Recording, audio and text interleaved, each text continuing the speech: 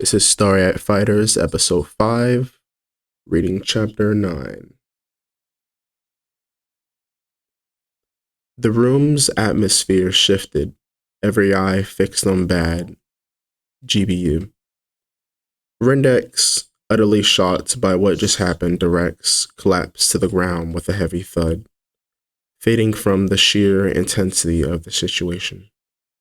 Rex, desperately trying to stop the bleeding, reached into his pocket for his glove. But before he could do anything, another bullet rang out, shooting the glove from his hand and pinning it to the nearby wall of some kind of web-like substance.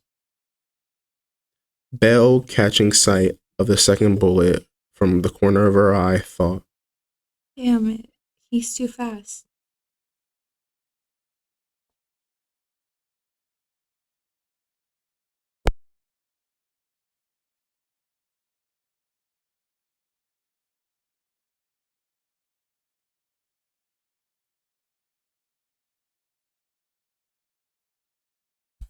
The bullet looks like some kind of web shot, sticking the glove to the wall. acting on impulse, Belle tried to discreetly cast an elven healing spell. Lamb high stitch. From her pointer finger toward Rex behind her back, but before she can complete the spell, a bullet grazed her ear, halting her attempt. Freaking hell, he's quicker than I thought. Elle muttered under her breath, her heart pounding in frustration. Cut the bullshit, knife ears. I like seeing the little half-breeds through suck.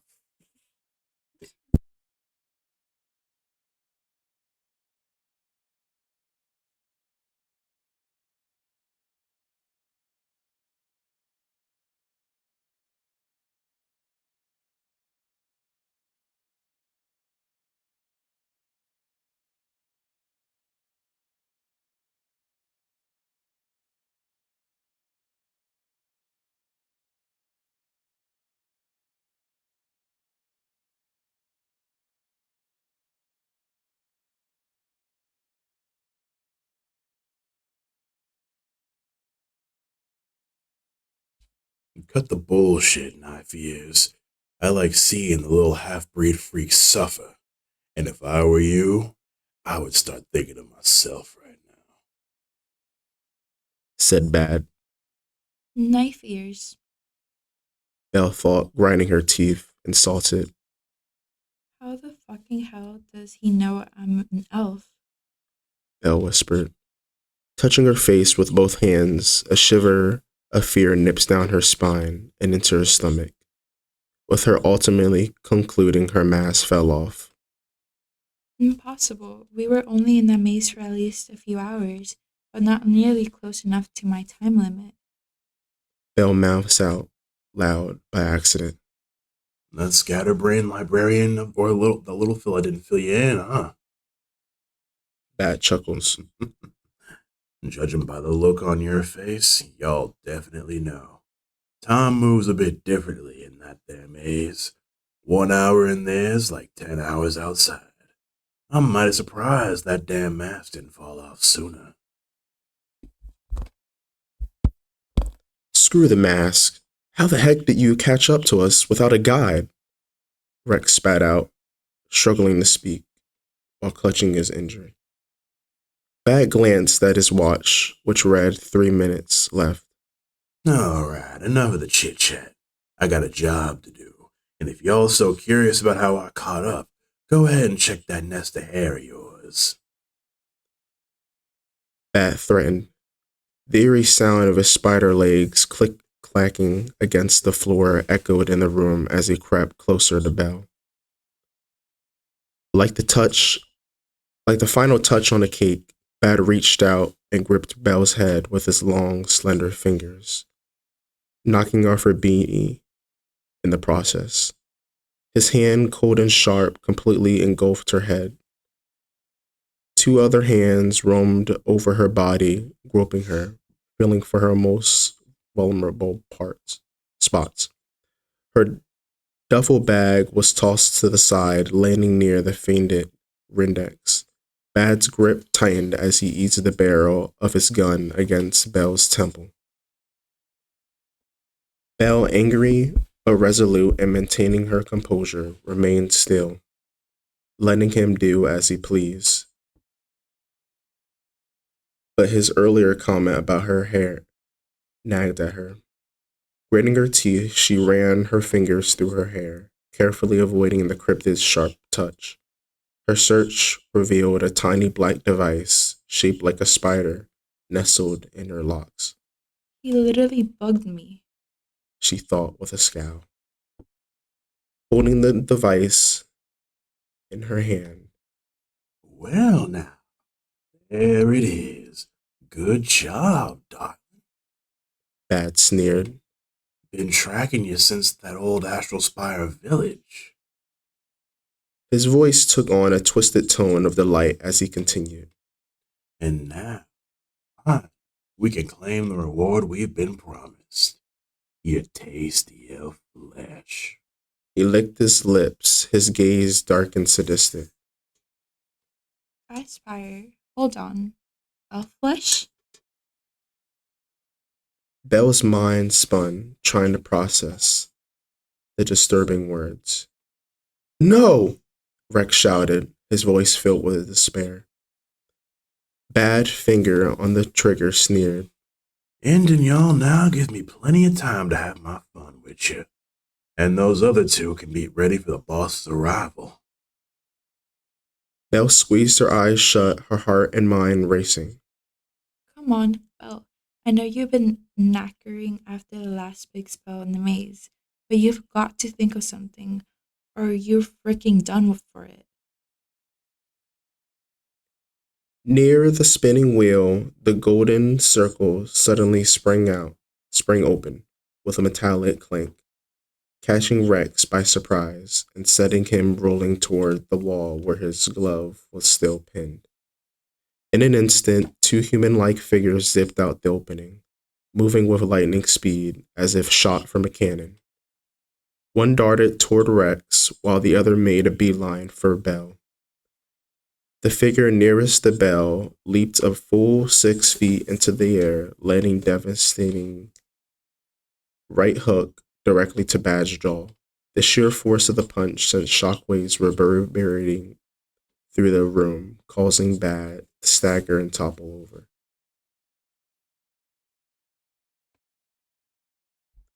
His gun slipped from his grasp as he crumpled to the floor, unconscious, and Belle was released from his grip just as he tumbled into the arms of her unexpected rescuer.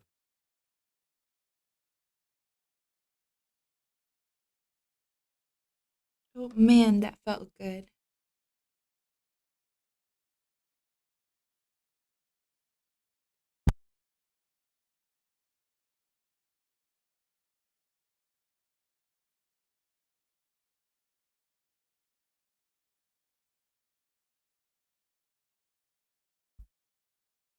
Man, that felt good, Belle Saver crowd, his voice brimming with excitement. Did you see that, Rex and Ruby? I nailed him square in the jaw. The figure spoke with a youthful, chipper energy that filled the room with an odd sense of victory. Yes, Ronald, I did witness that, responded the second figure. Ruby, in a calm, almost monotone voice, her voice focused entirely on Rex. Baffled at her luck, Belle looks up at Ronnie and then across the room at Ruby with a raised eyebrow. The boy holding Belle in his arms, Ronald, wore a red fitted baseball cap with a yellow star on the center. He had a light tan, dirty blonde hair and star pupils as identical to Rex's in every way to the height and age range. Ruby, assisting Rex up with care by putting his arm over her shoulder, would hand Rex his glove so he could put it on. Thanks, Ruby. I Should be fine now soon, since you stitched me up, said Rex. Miss Bell, these two are my robotic assistants, best friends, and my greatest creation. They look really organic and lively, huh? Introduce yourself, guys, said Rex with a smile. I've seen all sorts of old robots these days, but never once this life like this had truly something remarkable. Belle thought. Twinning with Ronnie, Ruby's hair, skin, and certain facial features overlapped with her brother. Besides that, her hair was styled in a short bob cut. She wore a thin black blindfold over her eyes, and topping off her hair was a red and white traditional made mob cap. Unlike Ronnie, her face was blank and expressionless, like a doll. On her body, she wore an elegant Victorian maid outfit. Her apron was black, and the clothing underneath the apron was red. Over her torso, she wore an identical Letterman jacket to Ronnie, but unbuttoned. To the naked eye, it was hard to notice, but her dress draped neatly over a pair of black low cut boots. Physically, she had a petite, athletic build and looked to be about the same age as Rex. Ruby Model Pollux, it is a pleasure to meet your acquaintance, Ruby would say, performing an elegant curtsy with her dress. On the opposite end, and with a far less politeness, Ronnie confidently pointed a thumb at his chest and declared, Name's Ronald, but all the cool folks like Rex call me Ronnie, aka Model Caster, that you're dazzled by my sheer awesomeness after what you just witnessed, Belle. In his enthusiasm, Ronnie's showboating caused him to drop Belle. Completely unfazed, he continued posing and speaking loudly, while Ruby simply shook her head at her clueless brother. Ronald, that was quite unbecoming. Quit it, said Ruby, walking over to help Belle up on her feet. After making Ronnie apologize, Ruby walked over to check on Rendex. With Rex being able to stand on his own now, Ronnie, Belle, and Rex stand in a circle in discussion. Belle and Rex would exchange friendly banter, checking on if the other was okay from their sudden injuries. Belle marveled at the efficiency of Ruby's healing spell. Well, that was quite the thriller, Miss Belle, said Rex sarcastically, Yeah, no kidding, lad. said Belle, rubbing her head. So what should we do about GBU, Rex? Asked Ronnie. Good question. You knocked him so cleanly out, I forgot about him for a sec, answered Rex.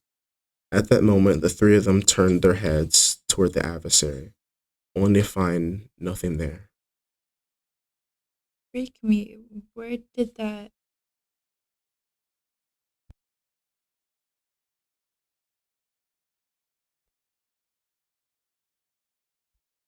Okay. Oh, fuck me. Where did that Egypt vanish to? Belle blurted out, frowning. Mirroring her sentiments, Rex and Ronnie shook their heads, shrugging it off. He's somewhere licking his wounds after my punch. Probably ran off scared, Ronnie gloated. Regardless, I think it'd be best, in our best interests, to head toward the mansion and tell my aunt about this, said Rex. Agreed. Belle nodded in response. If I may interject for a moment, Ruby cut in. Everyone turned to see Ruby standing beside a now awake Rendex. GBU's GBU used Shadow Step to get away while we weren't looking, Ruby said, her voice calm and concise. Shadow step. Belle repeated, confused by the term.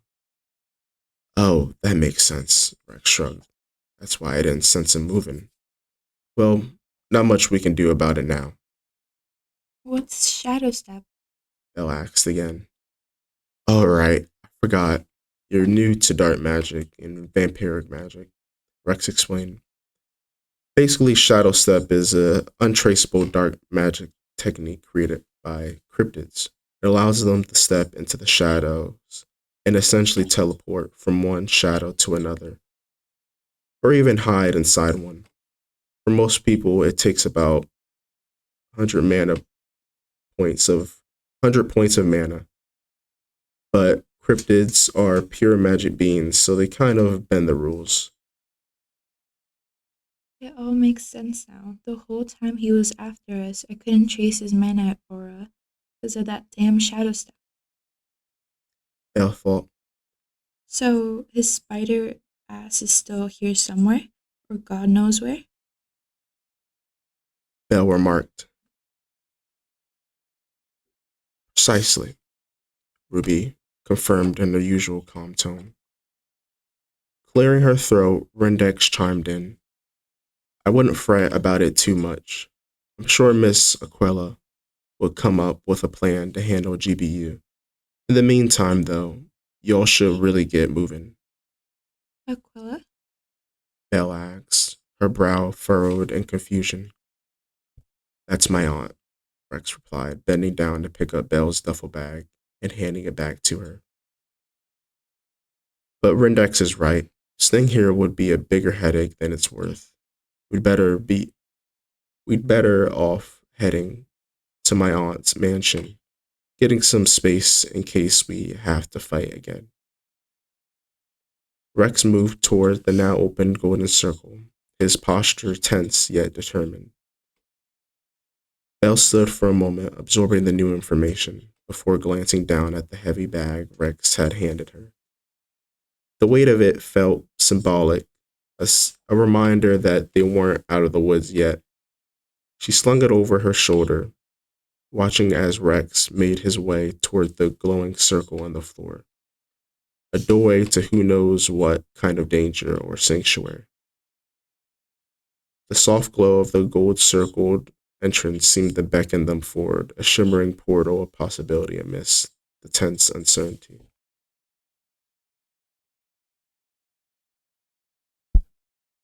Well, it's not like I've got much of a choice, have I?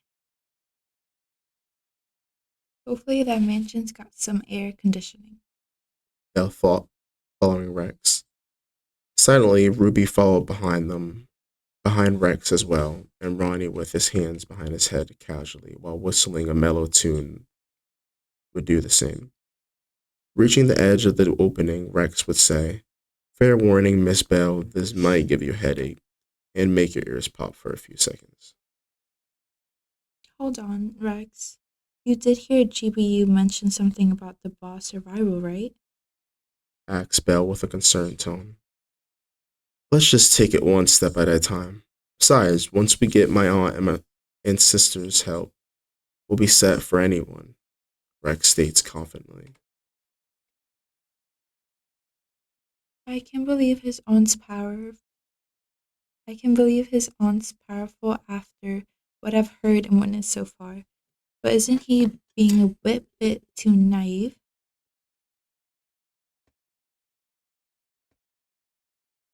Belle thought, nodding yes toward Rex. See you later, Dexy, said Rex before stepping into the large hole in the ground first. Greeting everyone goodbye, Rendex would teleport away to her normal librarian duties. Next to enter Ronnie, front flipping jovially. Putting a hand on Belle's shoulder before she stepped inside, Ruby requested, Miss Belle, may I have a word with you? Aye. Belle answered.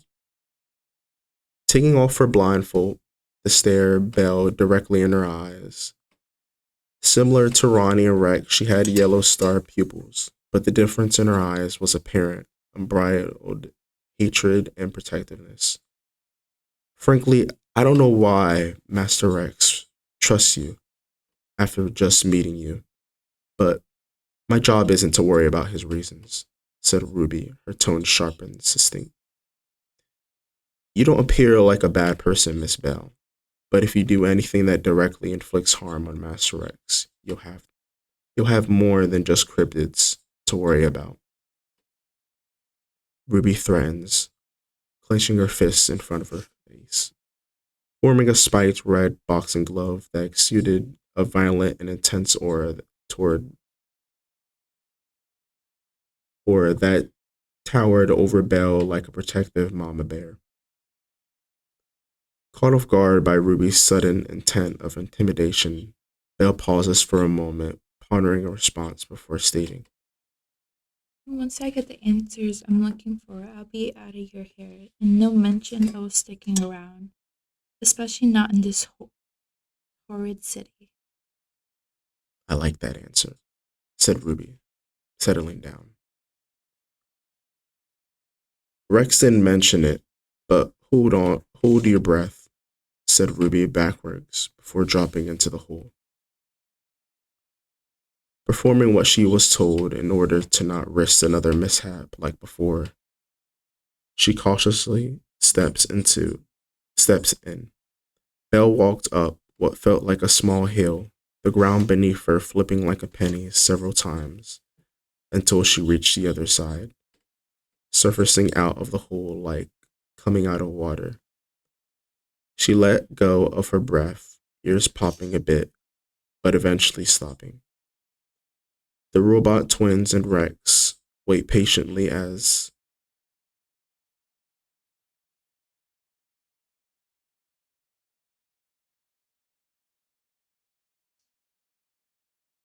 Belle recovers her composure. What you think of that entrance, Miss Belle? Anything snarky to say? Rex teases. At this point, not really. Belle chuckled, shaking her head. A few feet ahead, a towering, grandiose mansion loomed, its architecture reminiscent of a 15th century Transylvanian castle. The dark Gothic structure exuded an air of mystery and history. Its stone walls, aged and weathered, yet still strong and imposing. Surrounding the mansion was a tall, formidable black metal gate, standing like a sentinel before the entrance. Encasing the property, high brick walls stretched in every direction, offering a sense of fortress like protection. Beyond these walls, a dense, thriving forest encircled the estate, as if the mansion had been nestled deep within the heart of the ancient woodland. The mansion itself rose to stories, its impressive height and width dominating the landscape. Various annexes extended from the main structure, giving it an even more elaborate and sprawling appearance. Despite the late hour, every window in the mansion was aglow, casting a warm light into the surrounding darkness. Inside, the shadowy figures of cryptid employees could be seen moving about, their silhouettes flickering against the bright backdrop as they busily worked within the mansion's confines. It was still night, the sky blanket of deep black, punctured only by the gleaming full moon that hung high, casting an eerie silver glow over the scene. The full moon's pale light bathed the mansion and its ground in an otherworldly sheen, as if the night itself was holding its breath in anticipation of what was to come. This was the final night of the full moon, and its presence added to the mansion's ominous atmosphere, making the entire estate feel like a relic from a forgotten era, brimming with secrets waiting to be uncovered.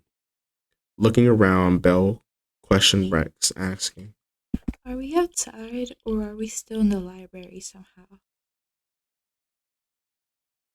answering back, Rex said, Kinda.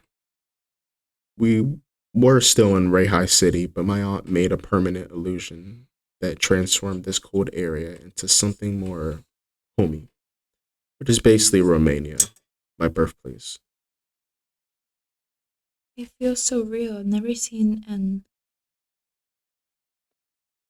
elven illusion spell so on the nose. Belle thought with admiration. As Belle and Rex chatted in hushed tones, Ruby turned her attention toward the two imposing cryptic guards stationed at the mansion gates. With a subtle nod and quick hand signal, she motioned for them to open the gate. The guards, with an expression unreadable but alert, responded immediately to her command, their movements precise as the iron gates creaked open to let the group through. Belle, her senses heightened and nerves frayed from the tension of the situation, felt her body stiffen involuntarily as they passed through between the guards. Her mind raced with possibilities. What if they grabbed her, attacked her? She kept her head down, half expecting trouble, but instead she was met with something unexpected. A nod and a smile from the guards. Surprised, Belle glanced up to catch their acknowledging looks. Her heartbeat slowing slightly. For a moment, she felt silly for her suspicions, but the weight of their presence still lingered heavily. The cryptic guards were a striking sight, each distinctly different, yet equally formidable. Both wore sleek, all-black suits, meticulously pressed and adorned with a yellow star emblem on their right chests, symbolizing their rank and allegiance. The guard on the left towered at an intimidating 7'4", his figure casting a long shadow across the mansion grounds. His head bore the proud and regal shape of a male buck, complete with sharp, spiraling antlers that gleamed in the dim light. His broad shoulders and human-like body gave him an odd, unsettling blend of familiar and strange. But it was his massive, hairy feet that stood out most, each step a thud that resonated through the stone walkway. To his right, the second cryptic guard was just as tall, but no less bizarre in his appearance. His head resembled that of an adult male lion, complete with a thick and regal mane, but his skin bore stark black and white stripes of a zebra, the patterns tracing down his torso in sharp contrast to the rest of his form. His arms and legs, however, were unique, large, sinewy limbs covered in glossy black feathers, resembling the powerful talons of an eagle. His sharp golden eyes glowed faintly in the night, constantly surveying the surroundings with predatory precision. As Belle passed, she couldn't help but steal a longer glance at the guards, her anxiety giving way to fascination. The sight of them reminded her of the strange and unpredictable world she had stepped into, one where boundaries between man and beast blurred, and where trust was as fragile as glass. I know what you're thinking, Belle, but every cryptid that works under my aunt is advised to not perform any acts of violence unless deemed necessary, said Rex. So basically, I'm not a threat nor of any interest. Belle remarked. Exactamundo. Also, nobody that works with my aunt wants to double cross her rules. Otherwise, more than just general bad things will happen to them, Rex would say, reminiscing on some particular outliers that used to work for her. I'm glad I'm not on her payroll. Belle thought. Reaching the mansion's grand doors, Ronnie slid a key from his pocket and unlocked the door, swinging it open with ease. He held it wide, standing with a bit of a flourish as everyone entered. As Belle stepped inside, the sight that greeted her was nothing short of impressive. The lobby was brilliantly lit by an enormous crystal chandelier, its facets catching the light and casting shimmering reflections across the room. The glow from the chandelier gave the space air of elegance, an air of elegance, making every corner sparkle with polished sheen. The floor beneath their feet was covered in a plush red carpet, so pristine and immaculately kept that it almost felt wrong to walk on it. The layout of the lobby was both spacious and well organized, free of unnecessary clutter. Small tables, chairs, and couches were tastefully spread across the room, placed with care to avoid overcrowding while still offering a sense of comfort. The space was balanced, the decor understated yet refined, allowing the grandeur of the mansion to speak for itself. From where she stood, Belle could see the east and west wings branching out, giving both the lobby and a sense of symmetry as if it were a heart of the mansion with wings stretching outward. The soft hum of chatter and movement filled the air as workers bustled about, their diligence evident in the steady rhythm of their activity. Each wing was alive with the sounds of work, both employees focused and methodical in their tasks.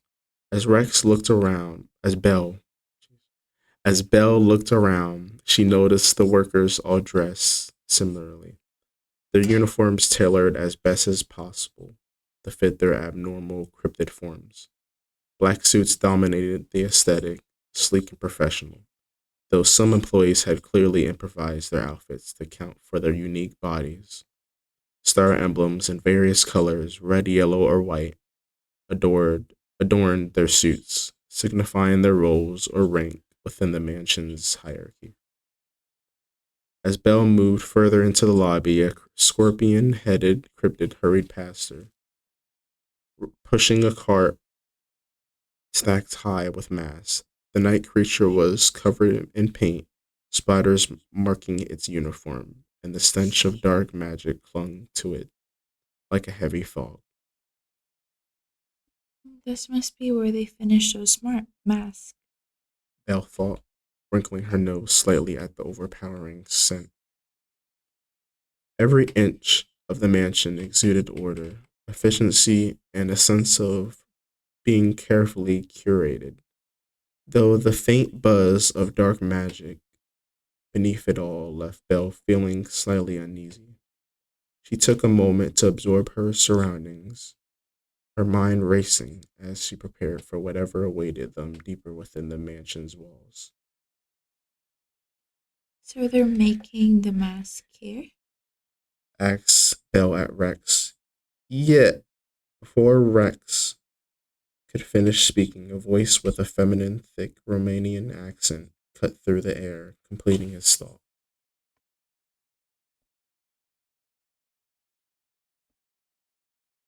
Yes, they are. The voice said, cold and authoritative. Halfway down the grand staircase stood a petite young woman, though her commanding presence and sharp, judgmental tone belied her small stature.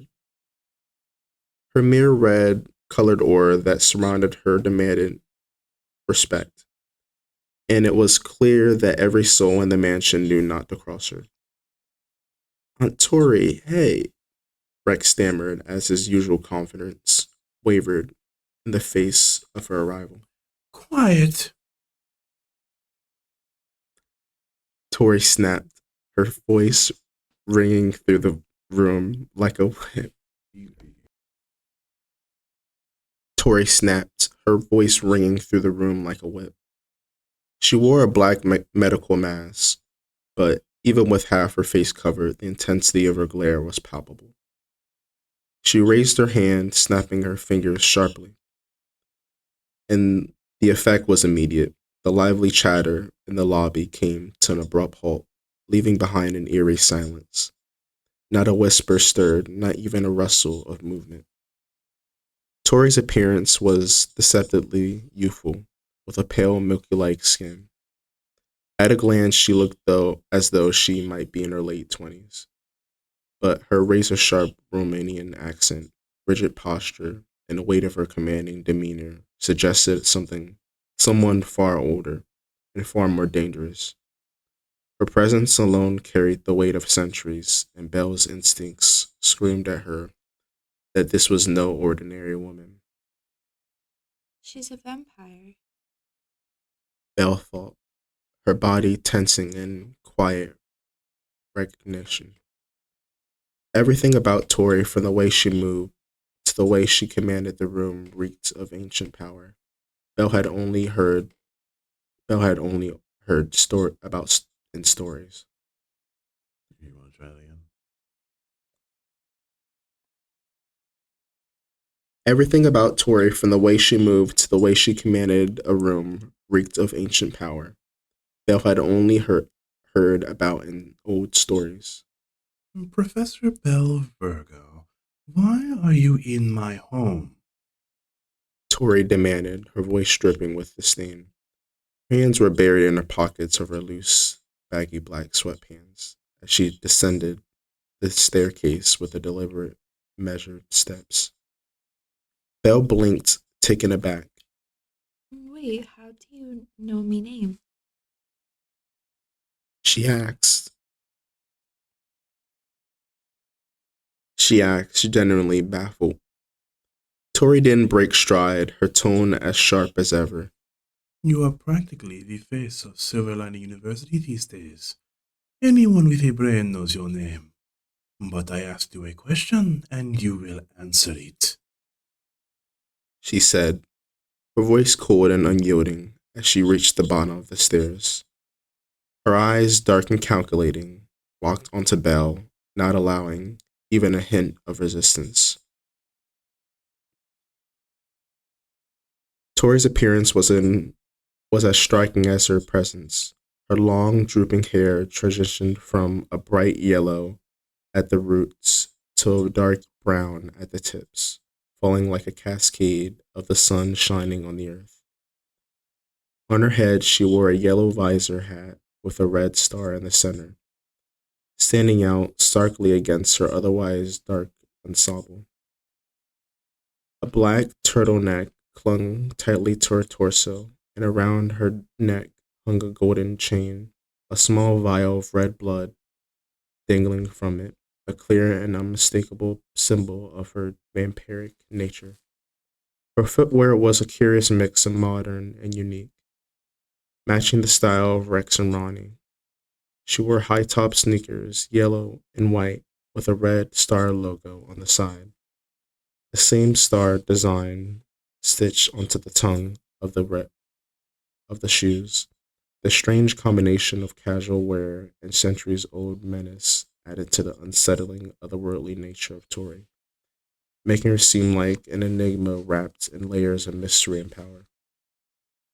Belle stood still, unsure of how to respond under the weight of Tori's stare, her mind racing as she realized just how deep in danger she might have walked.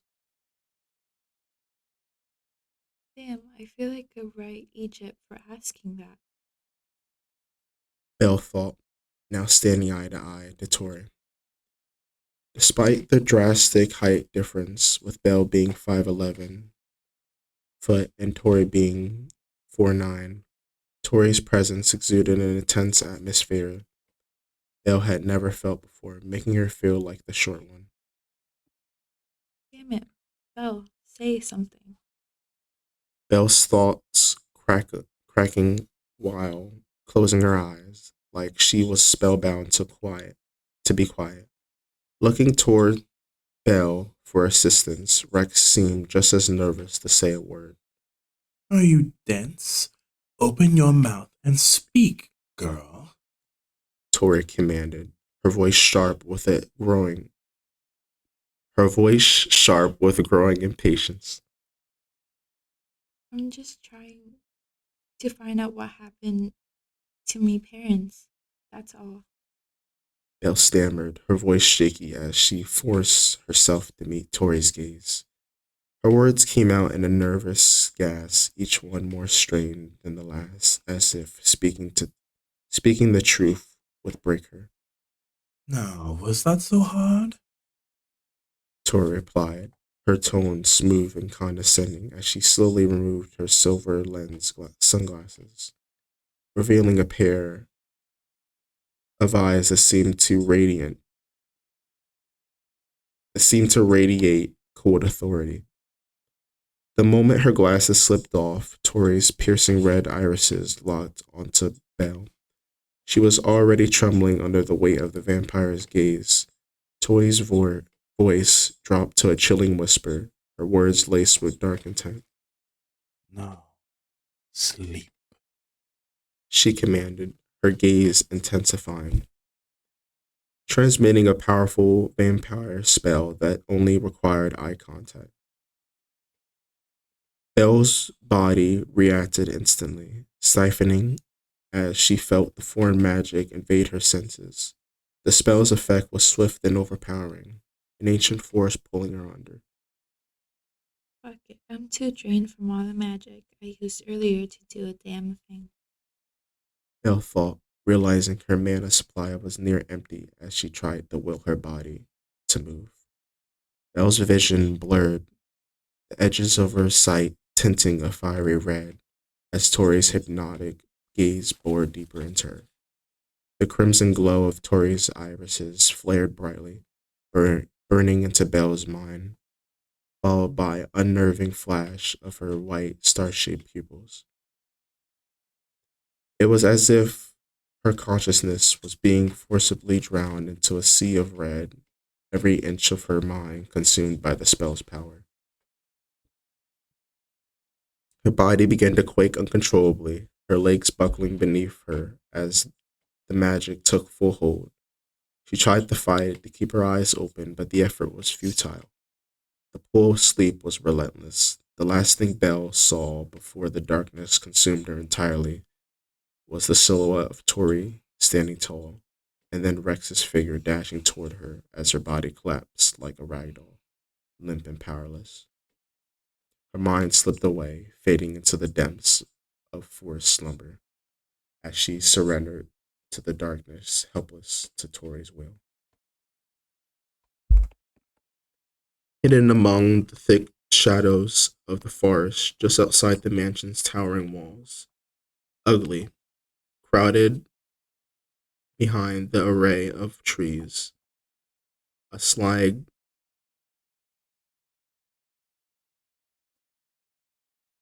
hidden among the thick shadows of the forest just outside the mansion's towering walls, ugly, crouched behind an array of trees, a sly grin playing across his grotesque features.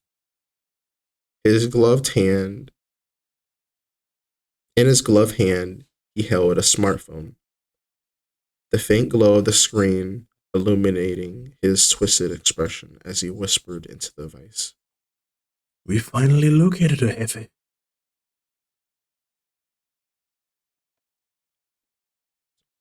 Ugly hissed into his phone, his thick Spanish accent dripping in mischief, far more menacing than the measured tones of his counterparts. I'll be sending you my location now. From the other side of the line, a manly voice answered, smooth yet chilling, laced with an unmistakable Romanian accent that demanded attention. Excellent job, as always. We will arrive shortly through a wooden door. Be prepared for my arrival. A crooked smile spread across Ugly's face, his yellow teeth gleaming faintly into the forest's gloom. See, Jefe. He responded, a voice low and gleeful as he tapped out a quick message, sending his location with a swipe of his finger. With a click, he ended the call, tucking the phone back into his coat. Rubbing his hands together maniacally, Ugly's excitement bubbled to the surface. This is going to be fun. He muttered under his breath, his voice dark with anticipation. The thrill of the chase, the prospect of violence, sent a surge of energy through him. Without wasting another moment, he stepped deeper into the shadows, vanishing into the darkness as he activated Shadow Step. His form merging into the blackness of the forest, the night seemed to swallow him whole, leaving behind only the faint whisper of his unsettling laughter, carried by the wind as he prepared for the impending arrival of the mysterious boss. And this was Starry Eyed Fighters, episode 5. Thank you for listening.